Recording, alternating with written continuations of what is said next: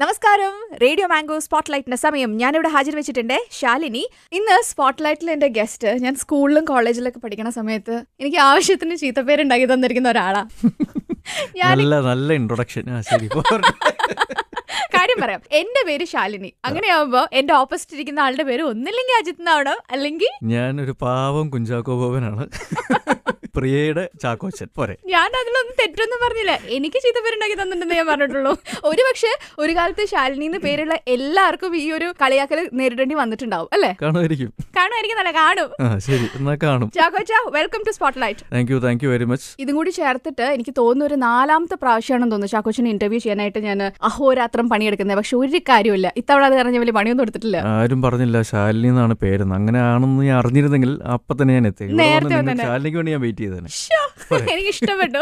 ഇതിനു മുന്നേ വള്ളിയും തെറ്റിയും പുള്ളിയും തെറ്റി എന്ന് പറഞ്ഞ സിനിമയ്ക്ക് വേണ്ടിയിട്ട് ആ സിനിമയെ കുറിച്ച് ചോദിക്കാമെന്ന് കരുതിയിട്ട് ഞാൻ പ്രതീക്ഷിച്ചിരുന്നു, വന്നില്ല. പിന്നെ കൊച്ചവ പൗലോ അയ്യപ്പ കൊയിലോ ആ സിനിമയ്ക്ക് വരുന്ന വിചാരിച്ചു, വന്നില്ല. ടേക്ക് ഓഫിന്റെ സമയത്ത് ഞാൻ പ്രതീക്ഷയില്ല കേട്ടോ. ഞാൻ പ്രതീക്ഷയില്ല, ഞാൻ നിർത്തിയായിരുന്നു. നിങ്ങളെ ഞാൻ കട്ട് ചെയ്തിരുന്നു എന്റെ ലിസ്റ്റ് ഒന്ന്. എന്നിട്ടിപ്പോ രാമന്റെ ഏതൻ തോട്ടത്തിലെ രാം മേനനായിട്ടാണ് ഇവിടെ ഇരിക്കുന്നത്. ഈ ഒരു ലുക്കൊന്നും അല്ലല്ലോ പടത്തിന്. അല്ല, ഇതിനേക്കാളും കുറച്ചും കൂടെ മുടിയും കുറച്ചും കൂടെ ട്രിം ആയിരുന്നു, കുറച്ചും കൂടെ ഒന്ന് ഫിറ്റ് ആയിരുന്നു.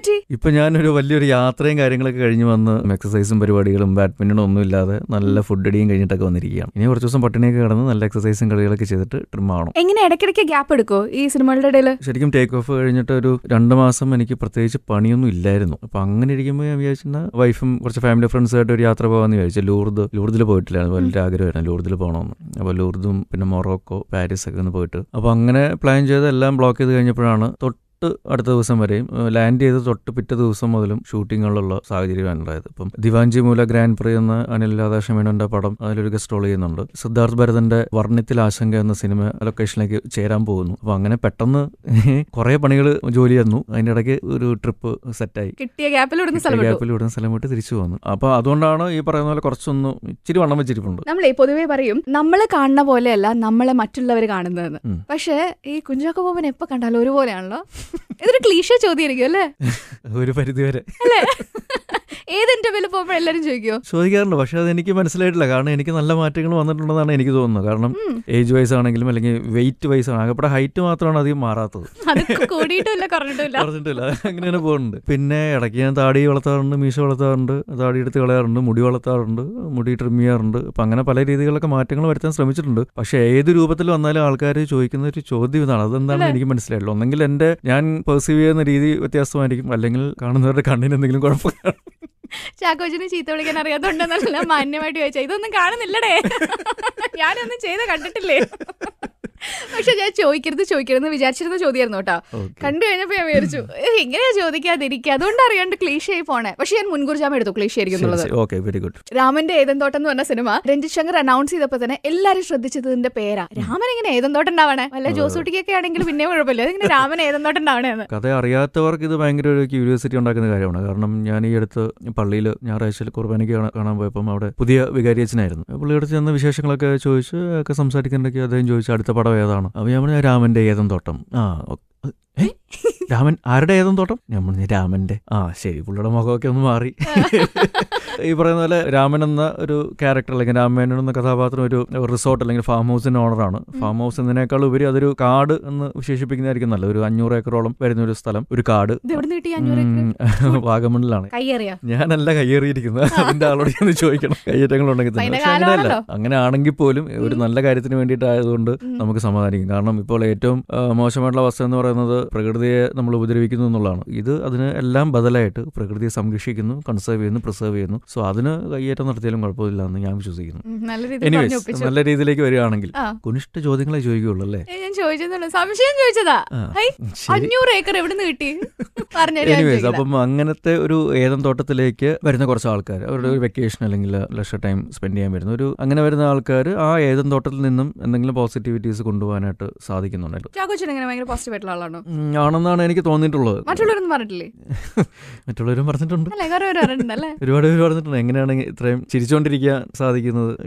നമ്മുടെ ദുഃഖങ്ങളും വിഷമങ്ങളും പറയാനാണെങ്കിൽ അത് കേൾക്കാനായിട്ട് ഒരുപാട് ആൾക്കാരുണ്ടാവും. പക്ഷെ അതിനൊരു നല്ല ഇൻട്രസ്റ്റ് ആയിരിക്കും. അതിനൊരു പ്രതിവിധി അല്ലെങ്കിൽ ഒരു സഹായങ്ങൾ ചെയ്യുന്ന ആൾക്കാർ വളരെ കുറവായിരിക്കും. പക്ഷെ നമ്മൾ ചിരിക്കുകയാണെങ്കിൽ നമ്മുടെ കൂടെ ഒരുപാട് പേരുണ്ടാവും ചിരിക്കാനായിട്ട്. അപ്പോൾ ആ ഒരു പോസിറ്റീവ്നെസ് ഏതെങ്കിലും തരത്തിൽ നമുക്ക് കൊടുക്കാൻ സാധിക്കുമെങ്കിൽ തിരിച്ചും അതേ രീതിയിൽ തന്നെ അത് ലഭിക്കുമെന്ന് ഞാൻ വിശ്വസിക്കുന്നു. അതുകൊണ്ടാണ് കുഞ്ചാക്കോ ബോബൻ എന്ന് പറയുമ്പോൾ തന്നെ എന്റെ ഒരു സുഹൃത്ത് പറഞ്ഞാണ്, എനിക്ക് കുഞ്ചാക്കോ ബോബൻ എന്ന് പറയുമ്പോൾ തന്നെ ഡിസ്നിയുടെ പ്രൊഡക്ഷൻ ഓർമ്മ വരും. അപ്പൊ അതെന്താ കാര്യം? അല്ല, ഡിസ്നി പ്രൊഡ്യൂസ് ചെയ്യുന്ന പടങ്ങൾ കണ്ടിട്ടുണ്ടോ? എല്ലാം ആദ്യം സ്ട്രഗിൾ ചെയ്യും, പിന്നെ എല്ലാം നല്ല കാര്യത്തിനായിട്ട് ഭാവിക്കും. കുഞ്ചാക്കോ ബോബന്റെ ഈ അടുത്തുള്ള സിനിമകളൊക്കെ നോക്ക്, എല്ലാം അങ്ങനെയാണ്. നോക്കിയപ്പോൾ ശരിയാണ്. ടേക്ക് ഓഫ് ആണെങ്കിലും കൊച്ചൗവയാണെങ്കിലും രാമന്റെ ആയിരുന്നോട്ടോ അങ്ങനെയാണ്. ടേക്ക് ഓഫ് ആണെങ്കിലും കൊച്ചൗവയാണെങ്കിലും അതെല്ലാം കുറെയൊക്കെ റിയൽ ലൈഫ് ഇൻസ്പയർഡ് ആണ്. ഇപ്പം കൊച്ചൗവ പോയിലെ കൊച്ചൗവ റിയൽ ലൈഫ് ക്യാരക്ടറാണ്. അത് സിദ്ധാർത്ഥ് ശിവയ്ക്ക് അറിയാവുന്ന അദ്ദേഹത്തിന്റെ തന്നെ വളരെ അടുത്ത സുഹൃത്തിന്റെ അച്ഛന്റെ ക്യാരക്ടറാണ് ഈ അതിലെ കൊച്ചൗവ എന്ന് പറയുന്നത്. പിന്നെ ടേക്ക് ഓഫിൽ അത് റിയൽ ലൈഫ് ഇൻസിഡന്റിനെ ബേസ് ചെയ്തിട്ടുള്ള ഒരു കഥയാണ്. റിയൽ ലൈഫിൽ നിന്ന് ഇൻസ്പയർഡ് ആയിട്ടുള്ള ക്യാരക്ടേഴ്സിനെ അല്ലെങ്കിൽ സിറ്റുവേഷൻസ് തന്നെയാണ് കാണിക്കുന്നത്. അപ്പോൾ അങ്ങനത്തെ സിനിമകൾ വരുന്നുണ്ട്, അത് ചെയ്യുന്നുണ്ട്. അങ്ങനെ തോന്നുന്നുണ്ടെങ്കിൽ ഡിസ്നി അത്ര മോശം ബാനറല്ല. ഡിസ്നി കേൾക്കാതിരുന്നാ മതി, എനിക്ക് ഓക്കെയാണ്. അല്ല, ചോദിക്കട്ടെ, ഇപ്പൊ അങ്ങനെ ഒരു ചിന്ത വന്നെങ്കിൽ, ഒരാൾക്ക് വന്നെങ്കിൽ, ഒരു പ്രേക്ഷകന് വന്നെങ്കിൽ അതിലെന്തെങ്കിലും കാരണം ഉണ്ടാവും. അപ്പൊ ഈ ഒരു പടം സെലക്ട് ചെയ്യുമ്പോൾ എന്തൊക്കെ കാര്യങ്ങൾ നോക്കിയിട്ട് അതിലൊരു മെസ്സേജ് കൊടുക്കണ്ടോ എന്നൊക്കെ നോക്കിയിട്ടാണോ? ആത്യന്തികമായിട്ട് ആ സിനിമ എനിക്ക് ഇഷ്ടപ്പെടുന്നതാണോ എന്നുള്ളതാണ് ഫസ്റ്റ് പ്രയോറിറ്റി. എങ്ങനെ എനിക്ക് ഇഷ്ടപ്പെടണമെങ്കിൽ അത് എന്റർടൈനിങ് ആയിരിക്കണം. പിന്നെ അതിൽ എന്റെ കഥാപാത്രം എത്രത്തോളം എന്നെ ഇൻസ്പയർ ചെയ്യുന്നുണ്ട് അല്ലെങ്കിൽ എക്സൈറ്റ് ചെയ്യുന്നുണ്ട്. ഞാൻ ചെയ്തിട്ടുള്ള കഥാപാത്രങ്ങളിൽ നിന്നും മിനിമം കുറച്ച് 2-3 വ്യത്യാസങ്ങളൊക്കെ ഉണ്ടെങ്കിൽ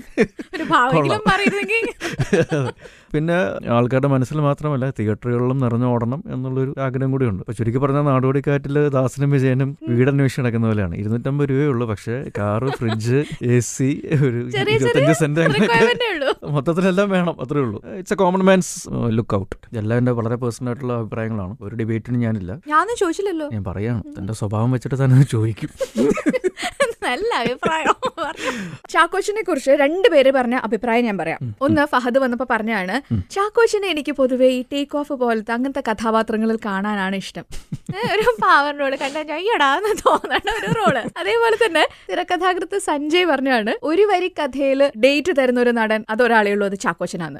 സമർത്ഥിക്കും. എന്തുകൊണ്ടാണ് അവരങ്ങനെ പറഞ്ഞത്? ഷാനുവിന് എനിക്ക് ഷാനുവിനെ പേഴ്സണലി അറിയാവുന്നതുകൊണ്ടായിരിക്കാം ഷാനു അങ്ങനെ പറയുന്നത്. ഇപ്പൊ ഷാനു ഒക്കെ വളരെ മെത്തോഡിക്കലായിരിക്കും, കുറച്ചുകൂടെ പ്രിപ്പയർഡ് ആണ്, സ്റ്റഡീഡ് ആണ്. ഒരു ക്യാരക്ടർ ചെയ്യാൻ വരുന്നതിന് മുമ്പ് ആ ക്യാരക്ടറിന്റെ ബാക്ക്ഡ്രോപ്പും ഹിസ്റ്ററിയും കാര്യങ്ങളും അപ്പിയറൻസും എങ്ങനെ ആയിരിക്കണം എന്നൊക്കെ പറ്റി ചിന്തിക്കുകയും ആലോചിക്കുകയും പഠിക്കുകയും അങ്ങനത്തെ ആൾക്കാർ പലരുണ്ട്. ഇപ്പൊ പാവതിയും ഷാനും ഒക്കെ ആ ഒരു കാറ്റഗറിയിൽ പെടുന്നതാണ്. എനിക്ക് ആ രീതി എനിക്ക് അറിയില്ല ഒന്നാമത്.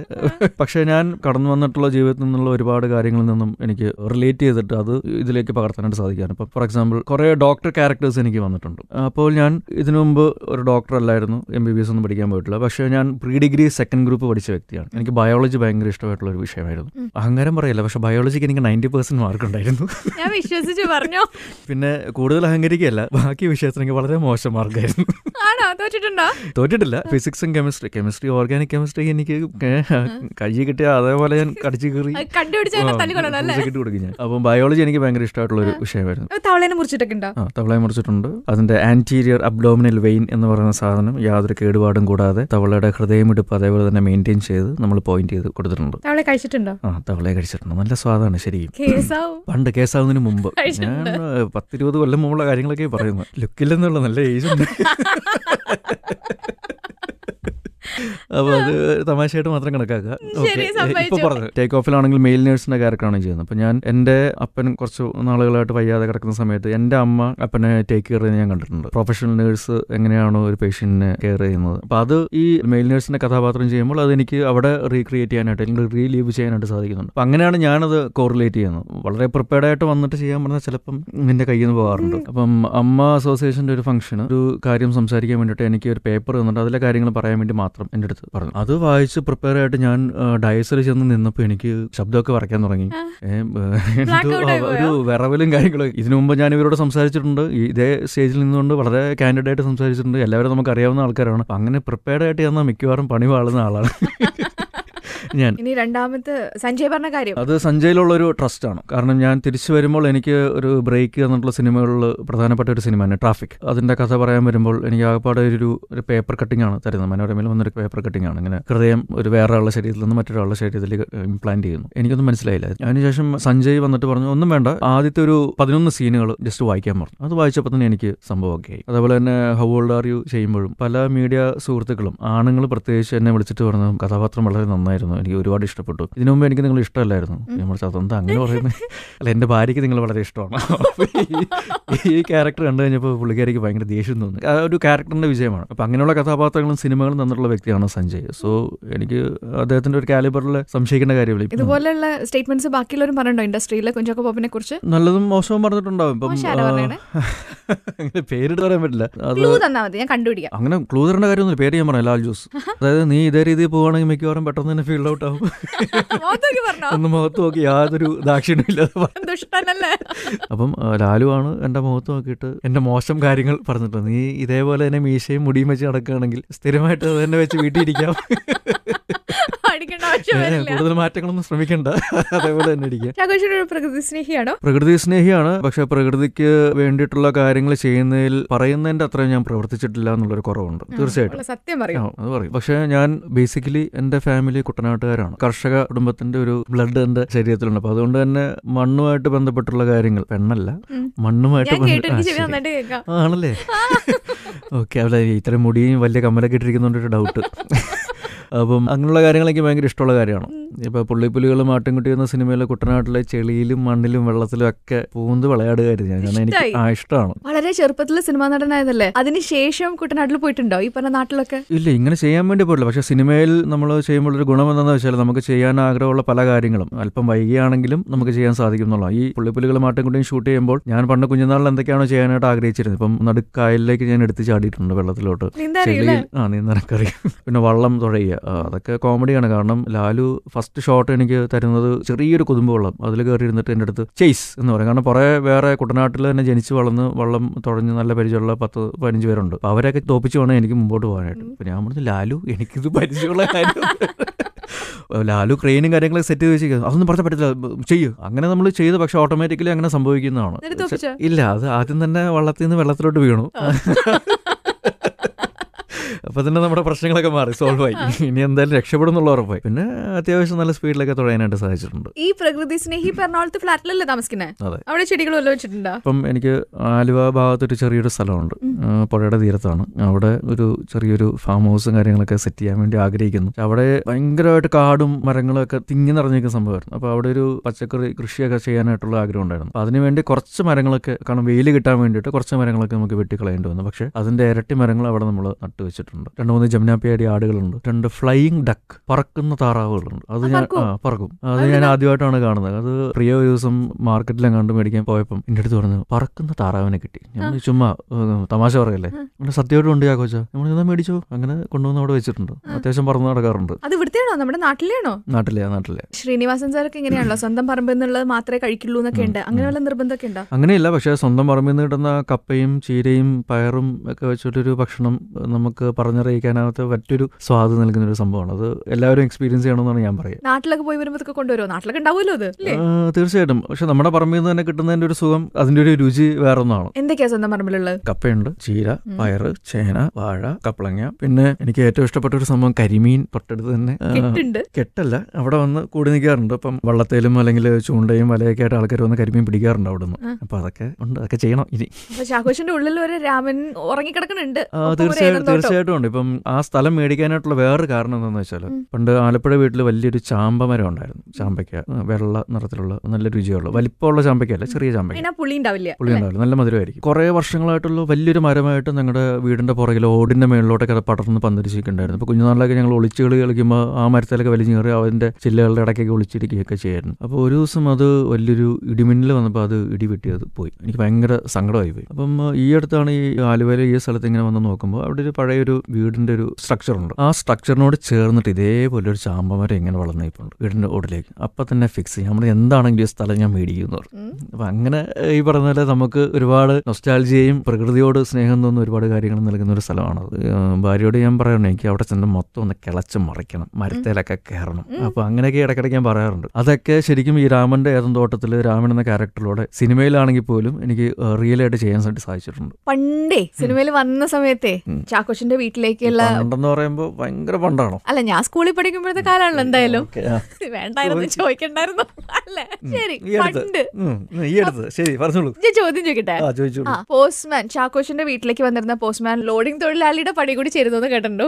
അല്ല, പണ്ടെന്ന് പറഞ്ഞാൽ ഈ അടുത്ത് ഇതേപോലെ ഇമെയിൽ മൊബൈൽ സംഭവങ്ങളും പരിപാടികളൊന്നും അല്ലേ, വാട്സാപ്പ് ഫേസ്ബുക്ക് അങ്ങനത്തെ കാര്യങ്ങളൊന്നും അല്ല. അപ്പൊ അതുകൊണ്ട് കത്തുകളായിരുന്നു അല്ലെങ്കിൽ കാർഡ്സ് ആയിരുന്നു കൂടുതലും. ക്രിസ്മസ് അല്ലെങ്കിൽ എന്റെ ബർത്ത്ഡേ അങ്ങനെയുള്ള സമയങ്ങൾ സാഹചര്യങ്ങൾ വരുമ്പോൾ ഒരുപാട് ലെറ്റേഴ്സും കാർഡ്സും ഒക്കെ വരും. കുറച്ചധികം ഉണ്ട്. ഒരു ചാക്ക് കണക്കിനൊക്കെ ഉണ്ട്. ഒരു ദിവസം ചാക്കൊക്കെ വരുമോ? കുറെയൊക്കെ ഞാൻ വായിക്കും, കുറെയൊക്കെ അനിയത്തിമാര് വായിക്കും. കുറെ ലെറ്റേഴ്സിനും കാർഡ്സിനൊക്കെ റിപ്ലൈ താങ്ക്സ് ഒക്കെ അയക്കും. കുറെ പേര് ഫോട്ടോസ് ഒക്കെ ചോദിച്ചിട്ടായിരിക്കും വിളിക്കുക. അത് തന്നെ കുറെ എടുത്തു വെച്ചിട്ടുണ്ടായിരുന്നു ഒപ്പൊക്കെ ഇട്ട്. അപ്പൊ അന്ന് കിട്ടിയ ആൾക്കാര് കുറച്ച് പേരെ പിന്നെ കുറെ വർഷങ്ങൾക്ക് ശേഷം കാണുമ്പോൾ അതൊക്കെ കാണിക്കുമ്പോൾ ഭയങ്കര ഒരു സന്തോഷം തോന്നാറുണ്ട്. എന്താ എഴുതി കൊടുക്കുക? യൂഷ്വൽ സസ്നേഹം, സ്നേഹപൂർവ്വം, സ്നേഹത്തോടെ, ഒരുപാട് നന്മകൾ, എന്നും നന്മകൾ. കല്യാണം കഴിക്കണം എന്നൊക്കെ പറഞ്ഞിട്ട് പെൺകുട്ടികളാക്കില്ലേ? അതൊക്കെ വളരെ കുറവാണ്. അങ്ങനെയൊന്നുമില്ല. ഞാനോട് പറയൊന്നുമില്ല. ഇല്ല, ഞാൻ എന്നെ തന്നെ പൊക്കി പറഞ്ഞല്ലേ ശരിയാവില്ല. അങ്ങനെയൊന്നുമില്ല, അതൊക്കെ കുറവാണ്. കൂടുതലും സിനിമ കണ്ടിട്ട് അഭിപ്രായം പറയുന്ന ആൾക്കാരും പണ്ട് ഫോട്ടോസ് ആയിരുന്നു വേണമെന്ന് പറഞ്ഞ ആൾക്കാർ കൂടുതൽ വിളിച്ചിരുന്നു, അല്ലെങ്കിൽ കത്തുകൾ അയച്ചിരുന്നു. അപ്പൊ അതൊക്കെ ഉണ്ടായിരുന്നു. പിന്നെ അങ്ങോട്ട് കത്തുകളും ഫോട്ടോസൊക്കെ അയച്ച് സ്റ്റാമ്പിനൊക്കെ നല്ല വിലയാണ്. വീട്ടിൽ നിന്ന് ബഡ്ജറ്റ് ഇത്രയും ബഡ്ജറ്റേ ഉള്ളൂ, ഇതിനുള്ള മറുപടി അയച്ചാൽ മതി എന്നൊക്കെ പറയാറുണ്ട്. നല്ല പെൺകുട്ടികളോ? നല്ലതും അത്ര നല്ലതല്ലാത്ത ഇടയ്ക്ക് ശാലിനി എന്ന് പറഞ്ഞ ഒരു കുട്ടി പണ്ട് പഠിച്ചിരുന്നപ്പോ ഇങ്ങനെ കലൂര് ഭാഗത്ത് അങ്ങോട്ട് താമസിച്ചിരുന്ന കുട്ടിയാണെന്ന് തോന്നുന്നു. ആ കുട്ടി ലെറ്ററൊക്കെ അയച്ചിട്ടുണ്ടായിരുന്നു. ഞാനൊന്ന് 1ാം ക്ലാസ്സിലോട്ട് പഠിക്കുക. അത് 1ാം ക്ലാസ്സിലെ കാര്യം ഞാൻ പറയുന്നത്. 1ാം ക്ലാസ്സോ? അത്രയില്ല.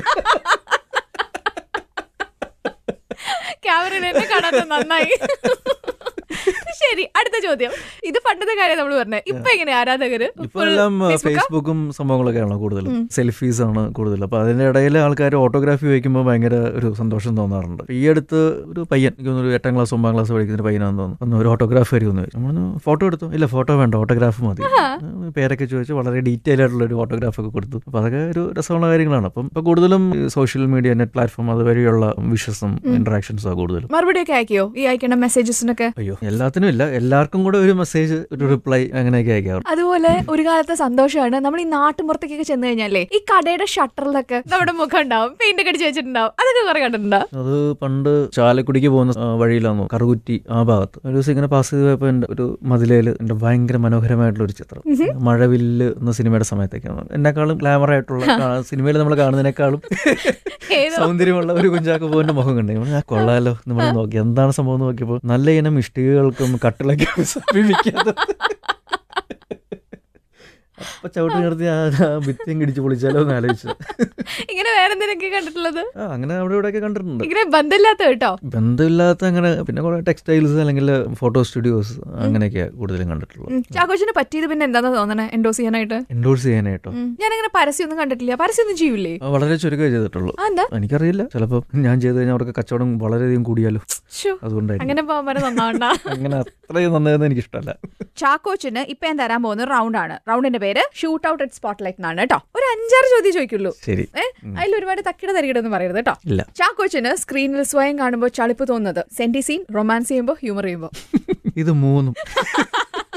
എന്റെ മുഖം കാണുമ്പോ ഇത് എപ്പോ തന്നാലും നമുക്ക് ചളിപ്പ് പോകുന്നു. കാരണം പ്രത്യേകിച്ച് നമ്മൾ ചെയ്ത് കഴിഞ്ഞിട്ടുള്ള സിനിമകൾ വീണ്ടും ഇരുന്ന് കാണുമ്പോൾ അതിൽ ഏത് സീനാണെങ്കിലും നമുക്ക് അത്യാവശ്യം ചളിപ്പ് തോന്നാറുണ്ട്. ഏറ്റവും കൂടുതൽ സെന്റി ആണോ, ഹ്യൂമർ ആണോ, റൊമാൻസ് ആണോ?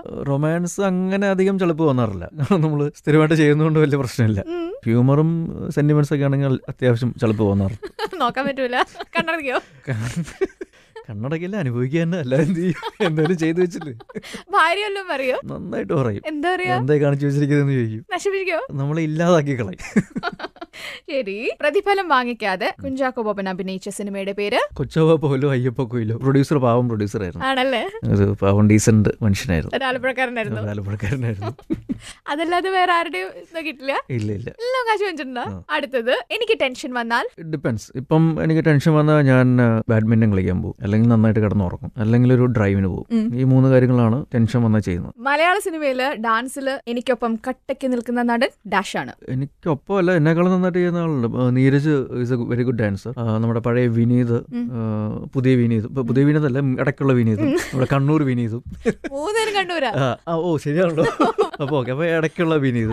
ഈ 3 ആൾക്കാരും എന്നെക്കാളും നല്ല ഡാൻസേഴ്സ് ആണ്. ചാക്കോച്ചൻ സ്മാർട്ട് ആവുന്നത് ജീൻസ് ടീഷർട്ടിൽ, മുണ്ടും ഷർട്ടും, ഫോർമൽ ഷർട്ട്സ്, ട്രൗസേഴ്സ്. സ്വയം തോന്നണേ കേട്ടോ. ഞാൻ എന്തിട്ടാലും ഡീസന്റ് ആണെന്നാണ് എനിക്ക് തോന്നാറുള്ളത്, അല്ലെങ്കിൽ സ്മാർട്ട് ആണെന്നാണ് തോന്നാറുള്ളത്. എനിക്ക് സ്വയം അങ്ങനെ തോന്നാറുണ്ട്. ചാക്കോച്ചനെ തന്നെ ഒരു 3 വാക്കിൽ ഡിസ്ക്രൈബ് ചെയ്യാൻ പറഞ്ഞ? 3 വാക്കിലോ? യെസ്. ഒരുപാടുണ്ടല്ലോ. ഏതെങ്കിലും 3 മതി. Very simple, very simple and too simple. അത്രേ ഉള്ളൂ. വളരെ ഫേമസ് ആയിട്ടുള്ള ഡയലോഗാണ് മറ്റേ ഓം ശാന്തി ഓശാനയില് വാട്ട് ഈസ് സിനിമ എന്ന് പറയുമ്പോൾ ഇറ്റ്സ് എന്റർടൈൻമെന്റ് എന്റർടൈൻമെന്റ് എന്റർടൈൻമെന്റ് എന്ന് പറയുന്ന പോലെ. അത് സിനിമ, സിനിമയും ജീവിതം ഒന്ന് തന്നെയാണ്. ഇപ്പൊ ഇല്ല, സിനിമയും ജീവിതം ഒന്ന് തന്നെയാണോ? അങ്ങനെയാണ് എന്റെ ചോദ്യങ്ങൾ അനുസരിച്ച് മാറും. ശരി, ഓക്കെ, നോ പ്രോബ്ലം, ചോദിച്ചോളൂ. പറയൂ. ഇപ്പൊ തന്നെ പറയും, ഇപ്പൊ തന്നെ ചോദിക്കണം. പക്ഷേ ശരി, ചാക്കോച്ചന്റെ ജീവിതത്തിലെ major turn offs? Fakeness. Turn on ആവുന്നതോ? Straight forwardness.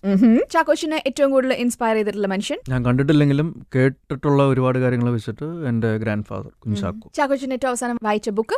Death by the cape ആണോ ഓൺ ദ കേപ്പ് ആണോ എന്നുള്ളൊരു സംശയം. ആരുടെയാ? Mary Higgins. ഉദയയുടെ ബാനറിൽ ഒരു ബുക്ക് സിനിമയാക്കുകയാണെങ്കിൽ ഏത് ബുക്കായിരിക്കും? എനിക്ക് തോന്നിയിട്ടുള്ളത് ഈ നോവലിന്റെ അത്രയും ഇമ്പാക്റ്റോടെ സിനിമ എടുത്തിട്ടുള്ളത് ആകപ്പാട് ഒരു സിനിമയെ ഞാൻ കണ്ടിട്ടുള്ളത്. വായിച്ചതിനേക്കാളും കുറച്ചുകൂടെ നമ്മളെ ഇംപ്രസ് ചെയ്തിട്ടുള്ളത് ഇംഗ്ലീഷിലെ ദ ഗോഡ് ഫാദർ എന്ന നോവലാണ്. ചെമ്മീൻ വായിച്ചിട്ടുണ്ടോ? ചെമ്മീൻ വായിച്ചിട്ടില്ല. ചിലപ്പോൾ ചെമ്മീനും ആ രീതിയിൽ നന്നായിരിക്കും. അപ്പൊ ചുരുക്കത്തിൽ ഉദയയുടെ ബാനറിൽ ഒരു ബുക്ക് അങ്ങനെ സിനിമയാക്കൂല? സിനിമയാക്കാനായിട്ട് അതൊരു റിസ്കി ഫാക്ടറാണ്. അപ്പൊ അത് അത്രയും ടാലന്റഡ് ആയിട്ടുള്ള ടെക്നീഷ്യൻസും ആർട്ടിസ്റ്റുകളും സ്ട്രോങ് ആയിട്ടുള്ള ഒരു സ്ക്രിപ്റ്റിങ്ങും മേക്കിങ്ങും വേണം. അപ്പൊ അത് എനിക്കറിയില്ല. It might happen. I'm open for anything. ചാക്കോച്ചൻ ഭാവിയിൽ ഒരു സംവിധായകനാവും? Yes or no? No. ചാക്കോച്ചന്റെ ഏറ്റവും വലിയ ആഗ്രഹം നാഷണൽ അവാർഡ് വാങ്ങിക്കാന്നുള്ളതാണ്? No, not at all. പിന്നെ എന്താ വലിയ ആഗ്രഹം? ഏറ്റവും വലിയ ആഗ്രഹം, ഒരുപാട് ആഗ്രഹങ്ങളുണ്ട്. ഏറ്റവും വലിയ ആഗ്രഹം എന്നുള്ള രീതിയിൽ ചുരുക്കുന്നില്ല. There are lots and lots. National award may be one of it. അത്രേ ഉള്ളൂ. ഒരു നല്ല നടനായിട്ട് പേരെടുക്കുക. Of course. ഒരു സിനിമയുടെ പ്രൊമോഷണൽ വർക്ക് നടക്കുമ്പോൾ ക്രിയേറ്റീവ് ആയിട്ടുള്ള പല ഐഡിയാസും നമ്മൾ കണ്ടിട്ടുണ്ട്. പക്ഷെ ആദ്യമായിട്ടായിരിക്കും ഒരാൾ സ്കൈ ഡൈവിംഗ് ചെയ്ത് ആൾക്കാരെ മുഴുവൻ ഞെട്ടിക്കുന്നത് ഒരു സിനിമയുടെ പ്രൊമോഷന് വേണ്ടിയിട്ട്. ആ ഞെട്ടിച്ച ആളുടെ പേര് കുഞ്ചാക്കോ ബോബൻ. സ്കൈ ഡൈവിംഗ് ചെയ്യണമെന്ന് ഒരുപാട് നാളത്തെ ആഗ്രഹമായിരുന്നു. എന്റെ ഭാര്യയ്ക്ക് ഞാൻ ഇങ്ങനത്തെ അഡ്വഞ്ചറസ് പരിപാടികളൊക്കെ ചെയ്യുന്നത് ഭയങ്കര പേടിയാണ്. രാമന്റെ തോട്ടത്തിലെ ഷൂട്ടിങ്ങിൽ കുന്നിന്റെ മേളിലൊരു വലിയൊരു മരത്തിന്റെ ഏറ്റവും മുകളിലത്തെ ചില്ലയിൽ വലിഞ്ഞു കയറുന്ന സംഭവങ്ങളൊക്കെ ഉണ്ട്. അപ്പൊ അതൊക്കെ ഞാൻ പ്രിയോട് പറയാതെ ചെയ്ത് കഴിഞ്ഞിട്ടാണ് പ്രിയ അറിയുന്നത്. ഇങ്ങനത്തെ ഒരു സീൻ ഉണ്ടെന്ന് അറിഞ്ഞു കഴിഞ്ഞാൽ അപ്പൊ തന്നെ പുള്ളിക്കാരി വന്നിട്ട് ബഹളം ഉണ്ടാക്കും. അത് പറ്റത്തില്ല, ടെൻഷൻ്റെ ആളാ.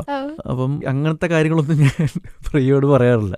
അപ്പൊ ലൊക്കേഷനിൽ വരുമൊന്നുമില്ല. ലൊക്കേഷനിൽ വരുമ്പോൾ അങ്ങനെ അതായിരിക്കില്ല ചിലപ്പോൾ എടുക്കുക. അപ്പം ഈ ഇങ്ങനത്തെ അഡ്വഞ്ചറസ് പരിപാടികളൊക്കെ പുള്ളിക്കാരി മാക്സിമം എന്നെ പിന്തിരിപ്പിക്കും. അപ്പൊ ഈ ദുബായിൽ വന്ന് ലാൻഡ് ചെയ്ത് കഴിഞ്ഞപ്പം സ്കൈ ഡൈവിങ്ങിനുള്ള ഒരു ഓപ്ഷൻ കിട്ടി. അപ്പൊ ഞാൻ വിചാരിച്ചു ശരിക്കും ഈ രാമൻ എന്ന ക്യാരക്ടർ ഇങ്ങനെ ഒരുപാട് അഡ്വഞ്ചറസ് ആയിട്ടുള്ള കാര്യങ്ങൾ ചെയ്യുന്ന വ്യക്തിയാണ്. അപ്പൊ അങ്ങനെയാണെങ്കിൽ ശരിക്കും ഈ ഒരു സ്കൈ ഡൈവിംഗ് രാമൻ എന്ന ക്യാരക്ടർ ചെയ്തതുപോലെ രാമന്റെ ഏതം തോട്ടത്തിന് വേണ്ടിയിട്ട് ഞാൻ ചെയ്താൽ എന്താ കുഴപ്പം? ആ ഒരു ഐഡിയ ഞാൻ രഞ്ജിത്ത് ശങ്കറുമായിട്ട് ബൗൺസ് ചെയ്തു. ആ ബുദ്ധി എനിക്ക് തന്നെ തോന്നിയത്. അപ്പൊ രഞ്ജിത്ത് പറഞ്ഞാൽ അത് കൊള്ളാം, നമുക്ക് ട്രൈ, നിങ്ങൾക്ക് ധൈര്യം ഉണ്ടോ എന്ന് ചോദിച്ചു. നമ്മള് ധൈര്യമല്ല, ഞാൻ ഭയങ്കര ത്രില്ഡാണ്, എനിക്ക് ഭയങ്കര ഇഷ്ടമാണ്. അപ്പം ഞാനും എൻ്റെ ഒരു സുഹൃത്തും ഉണ്ടായിരുന്നു. ഞങ്ങളുടെ ഫാമിലി ഫ്രണ്ട് ആയതുകൊണ്ട് ഞങ്ങൾ രണ്ടുപേരും ഉണ്ടെന്നുള്ളത് അറിഞ്ഞുകൊണ്ട് പ്രിയ ഓക്കെ എന്നുള്ള രീതിയിലൊക്കെ സമ്മതിച്ചു. പിറ്റേ ദിവസം സ്കൈ ഡൈവിങ്ങിന് റെഡി ആയിട്ടിരിക്കുകയാണ്. ഞാനും പ്രിയയും കൂടെ ഉറങ്ങുന്ന സമയത്ത് ഞാൻ പെട്ടെന്നൊരു കരച്ചിലൊക്കെ കേട്ടു. എന്തുപറ്റി, തലവേദന എടുക്കണ്ടോ? ഇല്ല. ഞാൻ പിന്നെന്താ? അപ്പോൾ പുള്ളിക്കാരി കണ്ണിന് ചെറിയ ഒരു ഇറിറ്റേഷനും കാര്യങ്ങളൊക്കെ ഉണ്ട്. കണ്ണുവേദന എടുക്കണ്ടോ? അല്ല. പിന്നെന്താ? നാളെ സ്കൈ ഡൈവിങ് ചെയ്യണ്ട, പേടിയാണ്. ഞാൻ പറഞ്ഞു അയ്യോ. ഞാൻ പറഞ്ഞു പക്ഷെ വെരി സോറി, ഇതെൻ്റെ ഒരുപാട് നാളത്തെ ആഗ്രഹമാണ്, എനിക്ക് എന്തായാലും ചെയ്തേ പറ്റൂ എന്നൊക്കെ പറഞ്ഞു. അപ്പം പുള്ളിക്കാരിക്ക് മനസ്സിലായി എന്തായാലും ഞാൻ തീരുമാനിച്ചു കഴിഞ്ഞ് പറഞ്ഞിട്ട് കാര്യമില്ല. എന്നിട്ട് അന്ന് രാവിലെയായി, നമ്മളെല്ലാം റെഡി ആയിട്ടേക്കുക. രാവിലെ 10 മണിക്കാണ് സ്കൈ ഡൈവിങ്ങിന്റെ ടൈം സ്ലോട്ട് വന്നിരിക്കുന്നത്. ആ സമയത്ത് എൻ്റെ പ്രിയയുടെ ഭാര്യയുടെ പ്രാർത്ഥനയാണോന്ന് അറിയത്തില്ല, വെതർ കണ്ടീഷൻസ് ഭയങ്കര വിൻഡി ആയതുകൊണ്ട്, ഭയങ്കര കാറ്റും ക്രോസ് വിൻസ് ഒക്കെ ഉള്ളതുകൊണ്ട് അന്നത്തെ ക്യാൻസലായി. അപ്പം പുള്ളിക്കാരിക്ക് ഭയങ്കര സന്തോഷം. നമ്മൾ നേടി ദുഷ്ടായിരുന്നു, എൻ്റെ പ്രാർത്ഥന കാരണമാണ്, അല്ലെങ്കിൽ ഒരു കുഴപ്പമില്ലായിരുന്നു. എല്ലാം സെറ്റായി വന്നതാണ്. അപ്പോൾ അവർ പിറ്റേ ദിവസത്തേക്ക് എനിക്ക് സ്ലോട്ട് വന്നു. ഞാനും എൻ്റെ ഫ്രണ്ടും വീണ്ടും ചെന്നു അവിടെ മുട്ടിപ്പോയി പ്രാർത്ഥിച്ചുകൊണ്ടിരിക്കുക. അപ്പോഴും പിന്നെയും ഡിലേ ആയി. ഈ പറഞ്ഞ പോലെ വിൻഡി കണ്ടീഷൻസ് ആണ്. അപ്പോൾ പ്രിയ ഇടയ്ക്ക് വിളിച്ച് ചോദിക്കുന്നുണ്ട്, ചാട്ടം കഴിഞ്ഞോ, ചാടിയോ? ഞാൻ പറഞ്ഞില്ല, ഇതുവരെ ഇതിൻ്റെ പ്രാർത്ഥന ദൈവം കേട്ടിട്ടുണ്ട്. അങ്ങനെ അവസാനം ഇത് ഓക്കെ ആയി. ഒരു ഉച്ചയ്ക്ക് 2 മണിയായപ്പം ഓക്കെ ഓണെന്ന് പറഞ്ഞു. അവിടെ റെഡിയായി സെറ്റായി അവിടെ നിന്ന് എടുത്ത് ചാടി. താഴെ എത്തി കഴിഞ്ഞപ്പോൾ വേറൊരു ആഡഡ് ബോണസ് എന്താണെന്ന് വെച്ചാൽ, ഇപ്പം എൻ്റെ കൂടെ തന്നെ ഇത് കവർ ചെയ്യാൻ വേണ്ടി ഒരാൾ ചാടാറുണ്ട് കൂടെ. അപ്പോൾ താഴെ എത്തി കഴിഞ്ഞപ്പോൾ ഇയാൾ പറഞ്ഞ ചെറിയൊരു പ്രോബ്ലം ഉണ്ട്, ടെക്നിക്കൽ പ്രോബ്ലം ഉണ്ട്, ഫോട്ടോസ് എടുക്കാനായിട്ട് പറ്റിയിട്ടില്ല, വീഡിയോസ് മാത്രമേ വന്നിട്ടുള്ളൂ. ഞാൻ പറഞ്ഞു അപ്പോൾ എന്ത് ചെയ്യും? അപ്പം ഒരു റീഫണ്ട് തരും, കുറച്ച് എമൗണ്ട് റീഫണ്ട് വേണമെങ്കിൽ തരാം. ഞാൻ പറഞ്ഞു അതിന് പകരം നിങ്ങൾക്ക് വേറെ വല്ല ഓഫറും തരാൻ പറ്റുമോ? ഒരു ചോദിച്ചാൽ എന്താണ്, ഇനിയൊരു ജമ്പ് കൂടെ ചോദിക്കാന്ന് പറഞ്ഞപ്പോൾ അങ്ങനെ ഒരു ഫ്രീ ജമ്പും കൂടെ എനിക്ക് കിട്ടിയിട്ടുണ്ട്. ഇല്ല, ഇനി 1 വർഷത്തിനിടയ്ക്ക് എപ്പോൾ ആണെങ്കിലും ഇനി ചാടാം. ഇനി വേറെ ഏതെങ്കിലും പടത്തിന്, എൻ്റെ സ്വന്തം പടം അല്ലെങ്കിൽ പോലും വേറെ ആരുടെങ്കിലും പടത്തിന് പ്രൊമോഷൻ ആണെങ്കിൽ അവർ കൂടെ ഉണ്ടെങ്കിൽ ഞാൻ ചാടാൻ റെഡിയാണ്. അപ്പൊ ഞാൻ പ്രിയോട് പറഞ്ഞു, നിന്റെ പ്രാർത്ഥന ശരിക്കും കേട്ടിട്ടുണ്ട്, ഒരു ചാട്ടം കൂടെ എനിക്ക് ഫ്രീ ആയിട്ട് വന്നിട്ടുണ്ടെന്ന് പറഞ്ഞു. ഇതേപോലെ തന്നെ കുറച്ച് കാര്യങ്ങളും കൂടെ ചെയ്യണമെന്നുണ്ട്. ബംജി ജമ്പിങ് ചെയ്യണമെന്നുണ്ട്. പിന്നെ അവിടെ ഒരു വാട്ടർ ജെറ്റ് എന്നുള്ള സംഭവമുണ്ട്. നമ്മുടെ കാലിൽ വാട്ടർ ജെറ്റ് പോലെ സംഭവിച്ചു വെള്ളത്തിൽ നിന്ന് നമ്മൾ നേരെ മേളിലോട്ട് ആകാശത്ത് പോയിട്ട് താഴെ വീടുന്ന പരിപാടികളൊക്കെ ഉണ്ട്. പിന്നെ ഷാർക്ക് കേജ്, നമ്മളെ ഒരു കൂട്ടിനകത്താക്കിയിട്ട് ഷാർക്കുകളുടെ ഇടയ്ക്കോട്ട് ഇടും. നമ്മളെ കൂട്ടിനകത്താക്കിയിട്ട് സാധാരണ മൃഗങ്ങളെയും കൂട്ടിലാക്കിയിട്ട് നമ്മൾ പുറത്തുനിന്ന് കാണുകയാണല്ലോ. ഇത് നമ്മളെ കൂട്ടിനകത്താക്കിയിട്ട് സ്രാവുകളുടെ ഇടയ്ക്കോട്ട് മുക്കിയിടും. നമ്മൾ അവരൊക്കെ ആയിട്ട് ഹലോ ഹായ് ഹലോ എന്നൊക്കെ പറഞ്ഞ്. ഇരുമ്പിന്റെ കൂടാണ്. പൊട്ടിപ്പോയാലോ? നല്ല കാര്യങ്ങളൊന്നും പറയാൻ ഉദ്ദേശമില്ല എന്റെ കുട്ടിക്ക്. എനിക്ക് കരുതാക്കണ്ടോ? നമ്മളെല്ലാ പോസിബിലിറ്റി ആലോചിക്കണല്ലോ. ഞാൻ എന്തെങ്കിലും ഒക്കെ ചാക്കോച്ചനെ നേരിട്ട് കാണുമ്പോൾ ചോദിക്കണം എന്ന് വെച്ചിരുന്ന ചോദ്യം ചോദിക്കട്ടെ, നിങ്ങൾക്ക് ദേഷ്യം വരില്ലേ? അയ്യോ, എനിക്ക് ദേഷ്യം വരാറുണ്ട് തീർച്ചയായിട്ടും. ചെറിയ കാര്യങ്ങൾക്കൊക്കെ എനിക്ക് ഒരുപാട് നേരം വിശപ്പ് സഹിച്ചിരിക്കാൻ പറ്റത്തില്ല. അപ്പൊ അതുകൊണ്ട് എന്തെങ്കിലുമൊക്കെ ആഗ്രഹിച്ച് ഇങ്ങനെ ഇരിക്കുമ്പോൾ സംഭവം കിട്ടിയില്ലെങ്കിൽ ദേഷ്യം വരും. ആരോട് ദേഷ്യപ്പെടാ? വേറെ ആരോടല്ല, എന്റെ ഭാര്യയോട് ദേഷ്യപ്പെടാറുള്ളൂ. ബാക്കിയുള്ളവരോട് ദേഷ്യപ്പെട്ട അവര് ഭക്ഷണത്തിൽ തുപ്പിയിട്ടിട്ടുണ്ട്. അതുകൊണ്ട് ആ റിസ്ക് എടുക്കാറില്ല. ഭാര്യ നന്നായിട്ട് ഉണ്ടാക്കൂല്ലേ? ഭാര്യ നന്നായിട്ട് ഫുഡ് ഉണ്ടാക്കും. അസല കുക്കല്ലേ? കല്യാണത്തിന് ശേഷം പഠിച്ചതാ? അതെ, സാഹചര്യങ്ങളുടെ സമ്മർദ്ദം പോലെ അവൾക്ക് പഠിക്കേണ്ടി വന്നു. ചാക്കോച്ചൻ ഉണ്ടാക്കുവോ? ഞാൻ ഉണ്ടാക്കാൻ സഹായിക്കും, പിന്നെ നന്നായിട്ട് കഴിച്ച് സഹായിക്കും. ആള് നന്നായിട്ട് വൈൻ ഉണ്ടാക്കുന്ന കേട്ടിട്ടുണ്ട്. കേക്ക്സ് നന്നായിട്ടുണ്ടാക്കും, കപ്പ് കേക്ക്സും. അല്ലെങ്കിൽ ഇപ്പം ചില ഫംഗ്ഷൻസിനും ബർത്ത്ഡേ പാർട്ടീസിനൊക്കെ ഇപ്പം അജുവിന്റെ പിള്ളേരുടെ ബർത്ത്ഡേക്കൊക്കെ പ്രിയ കേക്ക് ഉണ്ടാക്കിയത്. പിന്നെ അൽഫോൺസ് പുത്രന്റെ മോന്റെ മാമോദീസയ്ക്കൊക്കെ അപ്പൊ അതൊക്കെ പുള്ളിക്കാരി ഉണ്ടാക്കി കൊടുക്കാറുണ്ട്. എല്ലാരായിട്ട് ഇൻഡസ്ട്രിയിലും നല്ല ഫ്രണ്ട്ഷിപ്പ് ആണ് അല്ലേ മെയിൻറ്റെയിൻ ചെയ്യണത്? അത് അവളുടെ ഒരു അടവാണോ എന്ന് എനിക്കൊരു ഡൗട്ട്. ഇവന്റെ പോക്ക് ശരിയല്ല അല്ലെങ്കിൽ ശരിയാണോ എന്ന് അറിയാനുള്ള ഒരു സ്ക്രൂട്ടിനി പറഞ്ഞു കൊടുക്കല്ലോ. അങ്ങനെയല്ല, ഞാൻ മിക്കവാറും ലൊക്കേഷനിൽ കൊണ്ടുപോകാറുണ്ട് പ്രിയ. അപ്പം ഓഫ് കോഴ്സ് അവിടെ ഉള്ളവരെല്ലാവരുമായിട്ട് നമ്മൾ സംസാരിക്കും, ഡംഷറാഡ്സോ അല്ലെങ്കിൽ അങ്ങനത്തെ കളികളിലൊക്കെ ഏർപ്പെടും. It is fun. ബേസിക്കലി അങ്ങനത്തെ ഒരു ഫാമിലി ആംബിയൻസ് നമ്മൾ ക്രിയേറ്റ് ചെയ്യാറുണ്ട്. അതുപോലെ തന്നെ ഈ ഒക്കേഷൻസിനൊക്കെ ഇപ്പം 3 Kings എന്ന് പറഞ്ഞ സിനിമയുടെ ഷൂട്ടിംഗ് നടക്കുമ്പോൾ ക്രിസ്മസ് ആ സമയത്തുണ്ടായിരുന്നു. അപ്പം ഫ്ലാറ്റിൽ എല്ലാവരും ഇന്ദ്രനും ഫാമിലിയും അഗസ്റ്റിൻ, സമൃദ്ധ, ജയൻ ഫാമിലി, രാജു, ഇവരെല്ലാവരും ഫ്ലാറ്റിലോട്ടൊക്കെ വന്നു.